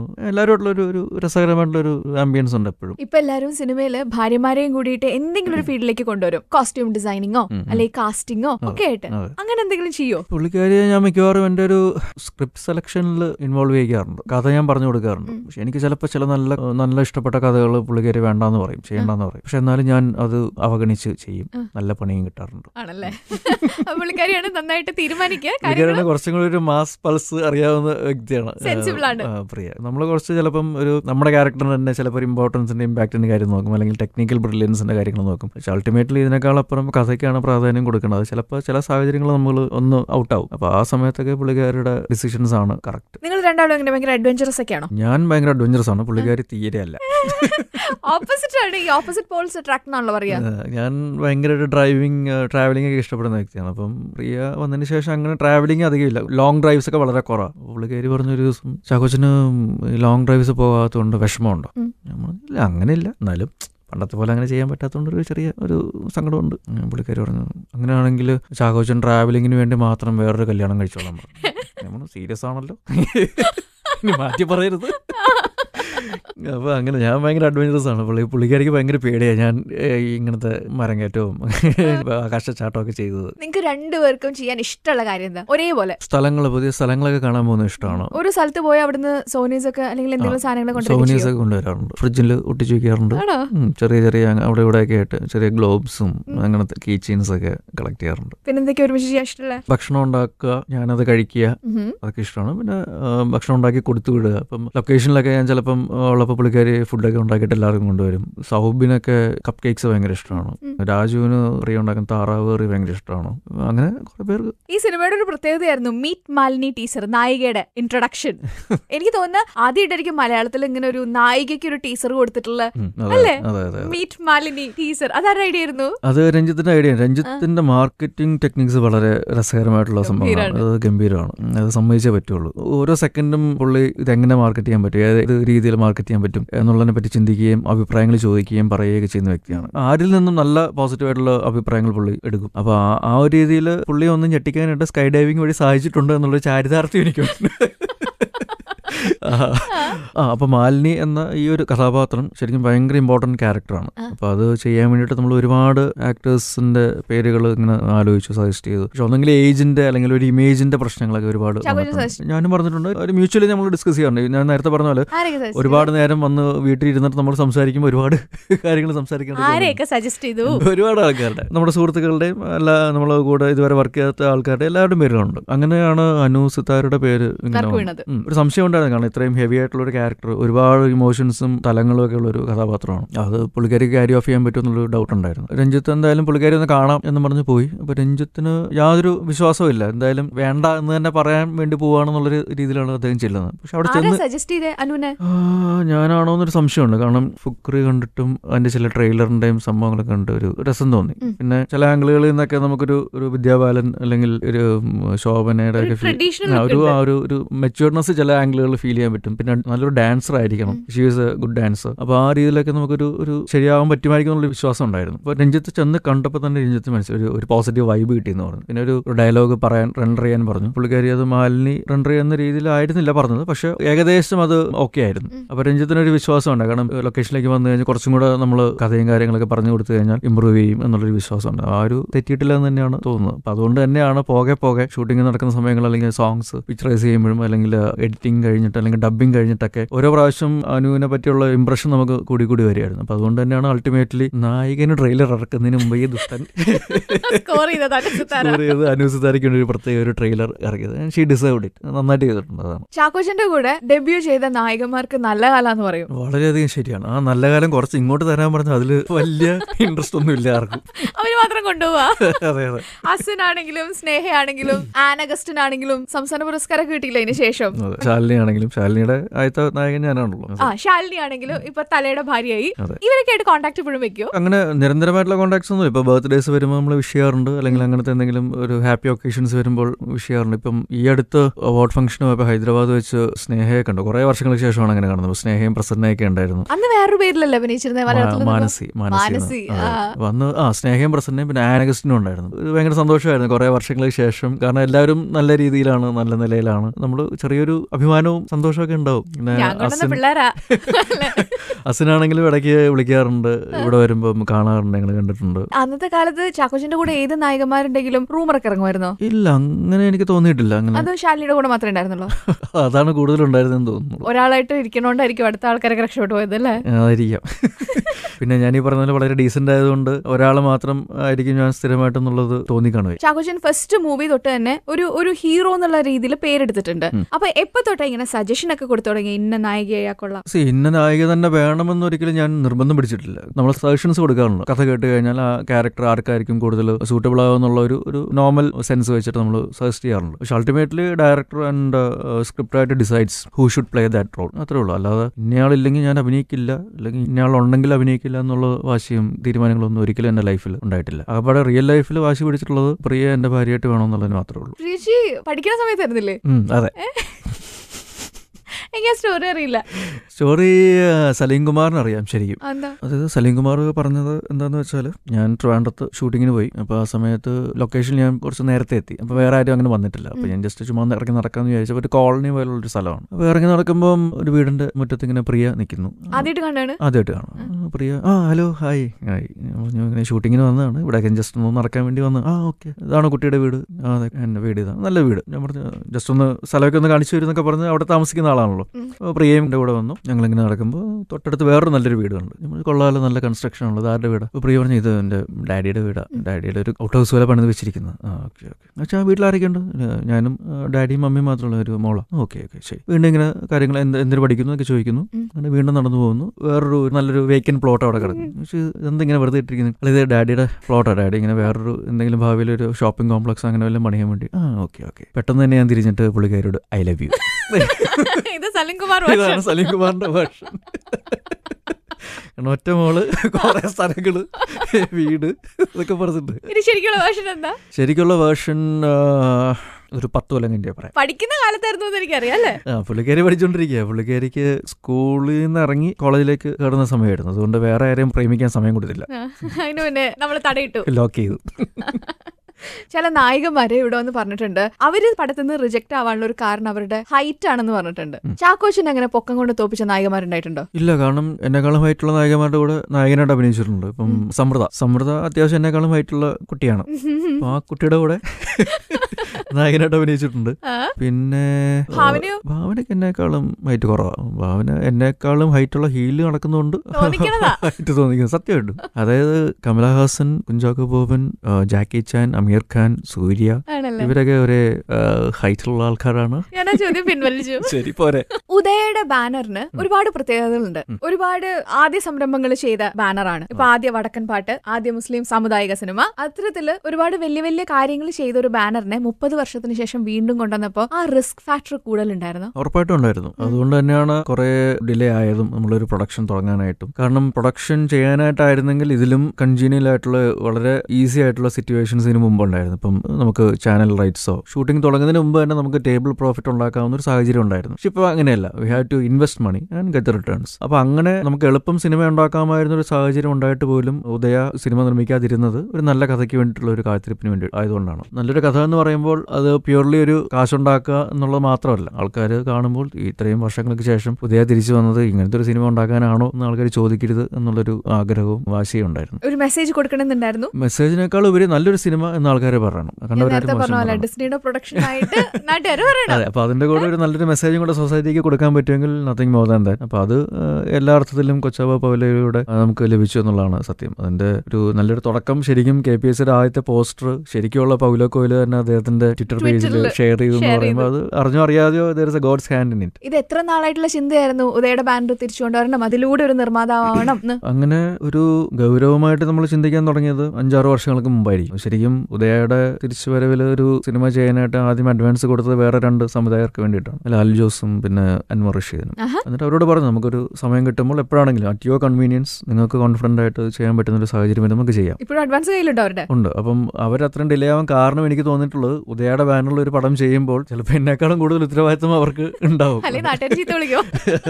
അപ്പം അതിനിടയിലാണ് സിദ്ധു ഇങ്ങനെ ഒരു കഥ വന്ന് പറഞ്ഞപ്പോൾ അത് എന്നെ എക്സൈറ്റ് ചെയ്യിക്കും. അതിലോട്ട് നമ്മൾ ലാൻഡ് ചെയ്തു. 2016 കൊച്ചാബ പൗലോ വന്നതിന് ശേഷം പിന്നെ ഉദയയുടെ പടം ഇറക്കുന്നതായിട്ടൊന്നും കേട്ടിട്ടൊന്നുമില്ല. ഇനി ഏതെങ്കിലും ചർച്ചയിലുണ്ടോ? ഇല്ല, ഇപ്പം അഭിനയിക്കുന്ന സിനിമകളുടെ ചർച്ചകളിലും കാര്യങ്ങളൊക്കെയാണ്. എന്തായാലും ഉദയയുടെ ബാനറിലുള്ള ഒരു സിനിമ ഉണ്ടാവും. ഈ വർഷം ഉണ്ടാവില്ല. നമ്മൾ നല്ല സിനിമ എടുത്തു, ഇനി ഒരു തട്ടുപൊളിപ്പൻ സിനിമ എടുത്താൽ കൊള്ളാമെന്ന് ആഗ്രഹമുണ്ട്. നല്ല പേര് നശിപ്പിക്കും. അങ്ങനെയല്ല, ഒരു എല്ലാ രീതിയിലും ഒരു എന്റർടൈനർ എന്നുള്ള ഒരു സാധനം, മാസ് ഒരു പടം ചെയ്യണമെന്ന് ആഗ്രഹമുണ്ട്. ചാക്കോച്ചൻ ഒരു പടം പ്രൊഡ്യൂസ് ചെയ്യണമെങ്കിൽ എന്തൊക്കെയായിരിക്കണം അതിന്റെ മാനദണ്ഡങ്ങൾ? പ്രൊഡ്യൂസ് ചെയ്യണമെങ്കിൽ കേട്ടോ കഥ തന്നെയാണ് എന്റെ പ്രയോറിറ്റി. ഇപ്പൊ നമ്മൾ എത്ര വലിയ ഒരു ഗ്രാൻഡർ ഒരു ടെക്നിക്കൽ മാജിക് കാണിച്ചാലും ആദ്യത്തെ 10 മിനിറ്റ് കഴിയുമ്പോൾ മലയാളി ചോദിക്കും ശരി ഓക്കെ ഇതൊക്കെ ഓക്കെ, നീ കഥ വരട്ടെ. അപ്പൊ അൾട്ടിമേറ്റ്ലി കഥയാണ് ദ ഡിസൈഡിങ് ഫാക്ടർ. ചാക്കോച്ചൻ അഭിനയിക്കുന്നുണ്ടോ? അങ്ങനെ നിർബന്ധമില്ല, പക്ഷെ ഞാൻ ഉണ്ടെങ്കിൽ കുറച്ചുകൂടെ നന്നാവും. കാരണം ഒരു നല്ല പടമാണെങ്കിൽ ആ നല്ല പടത്തിന്റെ ഭാഗമാകാമല്ലോ. കാരണം ആ പ്രൊഡ്യൂസർ ഭാഗമാകാം. ഓ അങ്ങനെയല്ലേ. നടനുള്ള നിലയ്ക്ക് ഒരുപാട് സജഷൻസ് ഒക്കെ കൊടുക്കും പറഞ്ഞു. പ്രൊഡ്യൂസർ ചാക്കോച്ചൻ കുറച്ചുകൂടി കൂടുതൽ സജഷൻ കൊടുക്കും, അതും ഇണ്ടാതെ ഒരു സ്ഥലത്ത് ഇറങ്ങിയിരിക്കോ? ഞാൻ ശരിക്കും പറഞ്ഞ ഒരു മോശം പ്രൊഡ്യൂസറാണ്. കാരണം ഞാൻ ഓവർ ഫ്രീഡം കൊടുക്കും, ഓവർ ഫെസിലിറ്റീസ് കൊടുക്കും. അങ്ങനെ കൊടുക്കാൻ പാടില്ല അല്ലേ? അങ്ങനെ കൊടുക്കാൻ പാടില്ല. KPSC ഒരു കുഞ്ഞു സിനിമയാണെങ്കിലും അതൊരു വലിയ രീതിയിലാണ് നമ്മൾ എടുത്തത്. നമ്മൾ ഏകദേശം ഒരു 54 ദിവസം ഷൂട്ട് ചെയ്തു, 8 ഷെഡ്യൂളുകളിലായിട്ട് ഷൂട്ട് ചെയ്തു. ഫ്ലൈറ്റിന്റെ സീക്വൻസ് നമ്മൾ ഒറിജിനൽ ഫ്ലൈറ്റിനകത്ത് ഷൂട്ട് ചെയ്തു. ഇതൊക്കെ നമുക്ക് ചീറ്റ് ചെയ്തെടുക്കാവുന്ന കാര്യങ്ങളാണ്. ഇത്രയും ഷെഡ്യൂളുകൾ പോകേണ്ട ആവശ്യമില്ലായിരുന്നു. പക്ഷെ ഞാൻ പറഞ്ഞു എനിക്കത് വേണമെന്ന് ഞാൻ വാശി പിടിച്ചിട്ട് ചെയ്ത കാര്യങ്ങളാണ്. അടുത്ത സിനിമയിൽ ആവശ്യമുള്ള കാര്യങ്ങളായിരിക്കും ചെയ്യുക. കൂടുതലും കുറച്ചും കൂടി നല്ല പ്രൊഡ്യൂസർ ആയിരിക്കും ചിലപ്പോൾ അടുത്ത പടത്തിൽ. ഞാൻ ഒന്നുകൂടി നന്നായിക്കോളാം.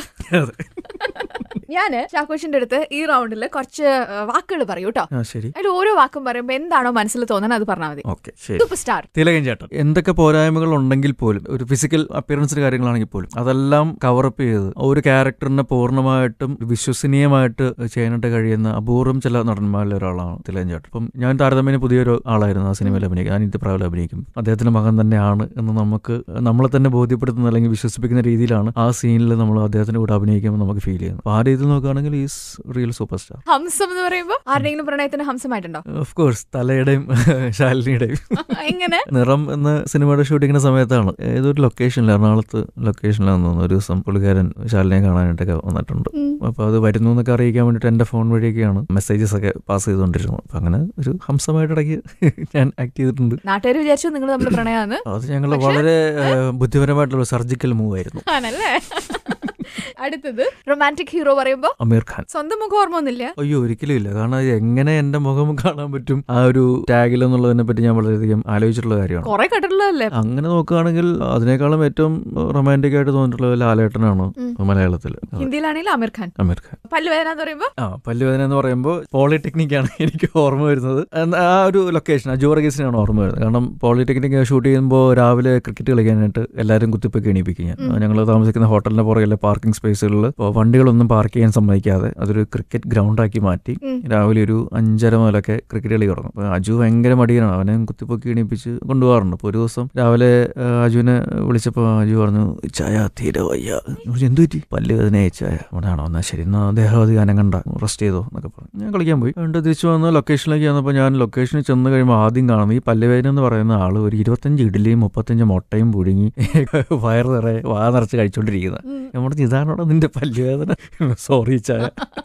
മടിയനാണ് ശരിക്കും. ഓ, മടിയൻ തന്നെ. ശരി. രോഷം കൊള്ളുക എന്ന് പറയുമ്പോ? ഞാൻ ഇതേ ഒരു ചോദ്യം ഞാൻ ഒരാളോട് ചോദിച്ചിട്ടുണ്ട്, ബിജു മേനോനോട്. നീ എപ്പോഴെങ്കിലും ദേഷ്യപ്പെട്ടിട്ടുണ്ടോ എന്ന് ഞാൻ ചോദിച്ചിട്ടുണ്ട്. ബിജു പറഞ്ഞു പിന്നെ. പറഞ്ഞു എപ്പോ? ബിജു ഏതൊരു തെലുങ്ക് പടം എങ്ങോട്ട് ചെയ്തുകൊണ്ടിരിക്കുന്ന സമയം, ഒരു വില്ലനായിട്ടൊക്കെ ചെയ്യുന്ന സമയം, നടുക്കടലിലൊരു ബോട്ടിൽ ഇവനെ കെട്ടിത്തൂക്കിയിട്ടിരിക്കുക കയറിൽ. നായകൻ വന്ന് വലിയൊരു ലെങ്തി ഡയലോഗൊക്കെ പറയണം. നട്ടുച്ചയ്ക്കാണ്, നല്ല വെയിലത്ത് ഇവനെ ഇങ്ങനെ കയറിൽ തൂക്കിയിട്ടിരിക്കുക. അപ്പൊ നായകൻ വന്നിട്ട് ഡയലോഗ് പറയുമ്പോൾ തെറ്റിക്കുന്നുണ്ട് എപ്പോഴും. പ്രൊഡ്യൂസറിന്റെ മകനും അങ്ങനെ കണ്ടാണെന്ന് തോന്നുന്നു നായകൻ. നായകനെ വഴക്ക് പറയാൻ പറ്റാത്തതുകൊണ്ട് ഡയറക്ടർ ആ കുഴപ്പമില്ല എടുത്തോളൂ എന്ന് പറഞ്ഞ് ഇങ്ങനെ റിപ്പീറ്റ് ചെയ്തോണ്ടിരിക്കുക. അപ്പൊ അത്രയും സമയം ഇവന് ഈ വെയിലത്തും ഈ മൊത്തം ഈ കടൽക്കാറ്റും ഉപ്പുകാറ്റും ബോട്ടിങ് ഇങ്ങനെ ആടിക്കൊണ്ടിരിക്കുന്നു. കഷ്ടപ്പാട് തന്നെ, ഭയങ്കര പ്രശ്നം തന്നെ. കുറച്ച് കഴിഞ്ഞപ്പോൾ ഇവന്റെ കൺട്രോൾ പോയി. നിർത്തും എന്നൊക്കെ പറഞ്ഞ് ഭയങ്കര ഒച്ചമേളം ഉണ്ടാക്കി. താഴെ ഇറക്കാം, തെലുങ്കിലായിരിക്കും കേട്ടോ, എനിക്ക് അറിയില്ല എന്താണെങ്കിലും, അല്ലെങ്കിൽ ഇംഗ്ലീഷിലോ stop it put me down എന്നൊക്കെ പറഞ്ഞ് ഭയങ്കര സീൻ ഉണ്ടാക്കി. ഇവൻ എൻ്റെ അടുത്ത് പറയാ, ബിജുവിന്റെ അടുത്ത് പറയാ. ഞാൻ എന്നിട്ട് തെലുങ്കിലാണേ താഴെ ഇറങ്ങി ചെന്നിട്ട് അപ്പം ഇവന്റെ ദേഹത്ത് മൊത്തം ഈ കയറൊക്കെ വരിഞ്ഞ് മുറുകി ചുവന്ന് പാടും മുറിയൊക്കെ ചെയ്തിട്ടുണ്ട്. നേരെ നിന്ന് ഡയറക്ടറിന്റെ അടുത്ത് ചെന്നപ്പോൾ ഡയറക്ടറൊക്കെ പേടിച്ച് വരണ്ടെങ്കിൽ അദ്ദേഹം ഒരു അടി ഇടി ഉറപ്പായി. എന്നിട്ട് ബിജു പറഞ്ഞു, ഇത് കണ്ടോ എന്റെ ദേഹം മുഴുവൻ ഓരഞ്ഞു. ഞാൻ പറഞ്ഞു, ഇതാണ് നീ ഭയങ്കര ദേഷ്യപ്പെട്ടത്? അല്ല, ഞാൻ ദേഷ്യപ്പെട്ടു, എന്നെ ഇറക്കാൻ പറഞ്ഞു. അത് കഴിഞ്ഞു. അപ്പോൾ രോഷം കൊള്ളാതെ പറയുമ്പോൾ എനിക്ക് ആദ്യം ഇതാ ഓർമ്മ വരുന്നത്, പക്ഷെ അത് ചിരിയിലാണ് അവസാനിക്കുക. ഏതൊരു തെലുങ്ക് പടം ഞാൻ ചിരിച്ച് കണ്ടോ എന്റെ മുഴുവൻ എനിക്ക് വയ്യ, ഈ കളിക്ക് ഞാനില്ല എന്നൊക്കെ പറഞ്ഞിട്ട് പോകും. സിനിമ കഴിഞ്ഞാൽ ചാക്കോച്ചിന് എന്താ ഏറ്റവും ഇഷ്ടമുള്ളത്? കളിക്കുക. സ്പോർട്സ് ആണ്. ഞാൻ കേട്ടിട്ടുണ്ട് കേരളത്തില് അങ്ങോളം ഇങ്ങോളം മുഴുവൻ ബാഡ്മിന്റൺ അവിടെ ഇവിടെ കുറച്ച് കുട്ടികളെയൊക്കെ നിർത്തി വെച്ചിട്ടുണ്ടെന്ന്. അത് ട്രിവാൻഡ്രം, അടിമാലി, ഇടുക്കിയിലുണ്ട്, കോഴിക്കോട്, തൃശ്ശൂര്, പാലക്കാട്, കോയമ്പത്തൂർ, പൊള്ളാച്ചി, ദുബായിലാ? അവിടെയുണ്ട്. ഇങ്ങനെയുള്ള എല്ലാ സ്ഥലങ്ങളിലും ഈ പറയുന്ന പോലെ ബാഡ്മിന്റൺ കളിക്കാൻ വേണ്ടിയിട്ടുള്ള ടീമുകളും ഗ്രൂപ്പുകളും ഉണ്ട്. വെളുപ്പിനെ 4:30 എഴുന്നേറ്റ് ബാക്കിയുള്ളവരെ ശല്യപ്പെടുത്തുന്നത്. അത് ശരിക്കും പറഞ്ഞാൽ ഞാൻ ഒരു 2 വർഷം മുമ്പ് കാനഡയിൽ നിന്ന് വന്നപ്പോൾ എനിക്കൊരു ഫ്ലൈറ്റ് മിസ്സായി. കണക്ഷൻ ഫ്ലൈറ്റ് ഒന്നും കിട്ടുന്നില്ല. അപ്പം എന്റെ ഫോണിന്റെ ചാർജും ഇല്ല, എനിക്ക് വൈഫൈ കൊണ്ട് മാത്രമേ കണക്ടിവിറ്റി കിട്ടുന്നുള്ളൂ. കോൾ ചെയ്യാനുള്ള ബാലൻസ് ഇല്ല. ടൈം സോണും വ്യത്യാസമാണ്. ഇവിടെ നാട്ടിലെങ്ങാണ്ട് വെളുപ്പിന് 1 മണിയോ അങ്ങനെ കണ്ട സമയം. അപ്പൊ വിളിച്ചിട്ട് ആരും വിളിക്കാൻ പറ്റുന്നില്ല. വാട്സാപ്പ് മാത്രമേ ചെയ്യാൻ പറ്റുന്നുള്ളൂ. അപ്പൊ അങ്ങനെ ആരും കിട്ടുന്നില്ല. അങ്ങനെ ഫ്ലൈറ്റ് പ്രശ്നമായി ഞാൻ സ്റ്റക്കായിട്ടിരിക്കുന്ന ഒരു സമയത്താണ് വെളുപ്പിനെ 4:30 എറണാകുളം ഷട്ടിൽ ഗ്രൂപ്പിന്റെ ഒരാൾ ഗുഡ് മോർണിംഗ് എന്ന് പറഞ്ഞിട്ട് വാട്സാപ്പ് മെസ്സേജ് വന്നു. അപ്പം തന്നെ പറഞ്ഞു, മോനെ ഞാനിങ്ങനെ പെട്ടുകിടക്കുകയാണ്, വേഗം എന്റെ ട്രാവൽ ഏജന്റിനെ വിളിച്ചിട്ട് എന്റെ സംഭവങ്ങളൊക്കെ ശരിയാക്കണമെന്ന് പറഞ്ഞു. അപ്പൊ അത് അങ്ങനെ സെറ്റായി. അപ്പൊ അങ്ങനെ ബാഡ്മിന്റൺ ഗ്രൂപ്പുകളുണ്ട്, ഗുണങ്ങളും ഒരുപാടുണ്ട്. ആരോഗ്യം മാത്രമല്ല, ട്രാവൽ അറേഞ്ച്മെന്റ്സും അവരോട് ശരിയാക്കാൻ പറ്റും. എന്തൊക്കെ കളിക്കും? ബാഡ്മിന്റൺ, പിന്നെ ക്രിക്കറ്റ് കളിയും, പിന്നെ അത്യാവശ്യം ബാസ്കറ്റ്ബോൾ. ഇത് മൂന്നുമാണ് മെയിൻലി കളിക്കുന്നത്. ഫിറ്റ്നസ് ഫ്രീക്കാണോ? ഫിറ്റ്നസ് ഫ്രീക്കല്ല, സ്പോർട്സ് ഫ്രീക്കാണ്. ജിമ്മിലൊന്നും പോയില്ല? ജിമ്മില് ഇടയ്ക്ക് പോയി. നമ്മുടെ രാമന്റെ തോട്ടത്തിന് വേണ്ടിയിട്ട് കുറച്ച് ചെയ്തിട്ടുണ്ടായിരുന്നു. എത്ര എത്രയുണ്ട് വെയിറ്റ്? 76 kilos. ഹൈറ്റോ? 169 centimeters. ചാക്കോച്ചന് ഏറ്റവും കൂടുതൽ ത്രില്ലിംഗ് ആയിട്ടുള്ള കാര്യങ്ങൾ എന്തൊക്കെയാ ജീവിതത്തിൽ? ചില എക്സ്ട്രീം കാര്യങ്ങളൊക്കെ നമ്മൾ ചെയ്തിട്ടുണ്ട്. നമ്മുടെ ഒരു ചെറുപ്പത്തിന്റെ തിളപ്പിൽ അല്ലെങ്കിൽ ഒരു മെച്യൂരിറ്റി ഇല്ലായ്മയിൽ ചില മണ്ടത്തരങ്ങളൊക്കെ കാണിച്ചിട്ടുണ്ട്. ത്രില്ലിംഗ് ആയിട്ടുള്ള കാര്യങ്ങൾ. ഇപ്പം ഡ്രൈവ് ചെയ്യുമ്പോഴാണെന്ന് തോന്നുന്നു ഒരു ജംഗ്ഷൻ, ഒരു ബിസി ജംഗ്ഷൻ ഉണ്ട് മുമ്പിൽ, ഒരു 200 meters. എവിടെയാ? ആലപ്പുഴയിൽ തന്നെ, വീടിനടുത്ത് തന്നെ. അപ്പം നമ്മൾ ദൂരെ നിന്ന് വരുവാണ്, നല്ല സ്പീഡിലാണ് വരുന്നത്. ഞാൻ പറഞ്ഞു, ഞാൻ ജംഗ്ഷന് വരുമ്പോൾ ഞാൻ നിർത്തത്തില്ല, സ്ലോ ഡൗൺ ചെയ്യത്തില്ല, ഇതേ സ്പീഡിൽ തന്നെ. ഇപ്പം 100-ലാണ് പോയിക്കൊണ്ടിരിക്കുന്നതെങ്കിൽ അതേ സ്പീഡിൽ തന്നെ ജംഗ്ഷൻ ക്രോസ് ചെയ്ത് പോവുകയാണ്. എന്ന് വെച്ചാൽ എതിരെ വണ്ടി വരികയോ അല്ലെങ്കിൽ സൈഡിൽ നിന്ന് വണ്ടി വരികയോ ഒന്നും നമ്മൾ മൈൻഡ് ചെയ്യുന്നില്ല, നോക്കുന്നില്ല. ലൈൻ കട്ടിങ്ങും പരിപാടികളൊന്നുമില്ല. നമ്മുടെ സുഹൃത്തുണ്ട്. അപ്പം അത് ഒരു പ്രാവശ്യം ചെയ്തു. പാസ് ചെയ്ത് കഴിഞ്ഞ ഉടനെ തന്നെ വേറൊരു വണ്ടി പാസ് ചെയ്ത് പോയി. അപ്പൊ അത് ഒരിക്കലും അങ്ങനെ ചെയ്യാൻ പാടില്ല. ജസ്റ്റ് വീട്ടുകാരുടെ പ്രാർത്ഥനയും ഒക്കെ കൊണ്ട് രക്ഷപ്പെട്ടു പോയതാണ്. അതർവൈസ് ആ ഒരു ഇടി സംഭവിച്ചിരുന്നെങ്കിൽ വടിയായാൻ. വേറെ ആരെങ്കിലും എടുത്ത് ഇന്റർവ്യൂ ചെയ്യേണ്ടി വന്നേനെ. അതെ, സത്യമായിട്ടും. പക്ഷെ ഈ 4 മണിക്കൂർ ഇന്റർവ്യൂ ചെയ്തപ്പോൾ അത്യാവശ്യം എല്ലാ കാര്യങ്ങളും പറയണ്ടെന്ന് എനിക്ക് തോന്നുന്നത്. വേറെ വിശേഷങ്ങളൊന്നുമില്ല, ഉണ്ടെങ്കിൽ നമുക്ക് ഇടയ്ക്ക് ഫോണിൽ വിളിച്ച് സംസാരിക്കാം. തീർച്ചയായിട്ടും. അപ്പൊ ചാക്കോച്ച, ഈ ഒരു 4 മണിക്കൂർ ഇന്റർവ്യൂവിൽ ഇരുന്നേലും thank you so much. Thank you. ഒരുപാട് സന്തോഷം. കാരണം ശാലിനിയുടെ സ്പോട്ട് ലൈറ്റിൽ ആദ്യമായിട്ടാണ് ഞാൻ വരുന്നത്. ഏകദേശം 7 വർഷത്തോളം ശാലിനി ഇവിടെ ഉണ്ടായിരുന്നു. എന്നിട്ട് നമ്മൾ കണ്ടിട്ടില്ല എന്ന് പറയുകയാണെങ്കിൽ ഞാൻ അത്രത്തോളം ഭാഗ്യം ചെയ്ത ആളാണ്. ഞാനേ ചാക്കോച്ചൻ വന്നപ്പോ തന്നെ പറഞ്ഞൊരു കാര്യം ഉണ്ടായിരുന്നു. ഞാനിവിടെ രാവിലെ ഓഫീസിലേക്ക് വരുന്നത് ചാക്കോച്ചനെ നോക്കിക്കൊണ്ടാണ്, ചാക്കോച്ചനെ കുറ്റം പറഞ്ഞിട്ടാണ്. ഇവിടെ എന്താ ഞാൻ ലേറ്റ് ആയെന്ന് ആരെങ്കിലും ചോദിച്ചോണ്ട് പറയും ചാക്കോച്ചൻ ലേറ്റ് ആയോണ്ടാ. കാര്യം ഇദ്ദേഹം ഇവിടെ റീജിയണൽ സ്പോർട്സ് സെന്ററിൽ ബാഡ്മിന്റൺ കളിക്കാൻ എല്ലാ ദിവസവും വരും. ഒരു 9 മണി അടുപ്പിച്ചാണ് ഇദ്ദേഹം അവിടെ നിന്ന് ഇറങ്ങണത്. ആ സമയത്താണ് എനിക്ക് ഇവിടെ വരേണ്ടത്. അപ്പൊ എല്ലാ ദിവസവും ഇദ്ദേഹം ലേറ്റ് ആയി കഴിഞ്ഞാൽ ഞാനും ലേറ്റ് ആവും. ഞങ്ങള് കളി കഴിഞ്ഞിട്ട് ഞങ്ങളുടെ ഒരു ചെറിയൊരു ഗോസിപ്പ് സെക്ഷൻ ഉണ്ട്. അവിടെ ഇരുന്ന് ചെറിയൊരു ചായയും നാരങ്ങകളൊക്കെ കുടിച്ച് കുറെ ലോക കാര്യങ്ങളൊക്കെ പറഞ്ഞിട്ടാണ് അവിടെ നിന്ന് ഇറങ്ങുന്നത്. അപ്പൊ ചിലപ്പം ഈ ഡിസ്കഷൻ ലേറ്റ് ആവും. ആ സമയത്താണ് കുട്ടിക്ക് പണി കിട്ടുന്നത്. അതെ, അപ്പൊ ഞാനിവിടെ ചാക്കോച്ചൻ ലേറ്റ് ആയി. അതുകൊണ്ട് അതാണ് ശരി കുട്ടി. അപ്പൊ thank you so much. Okay, thank you.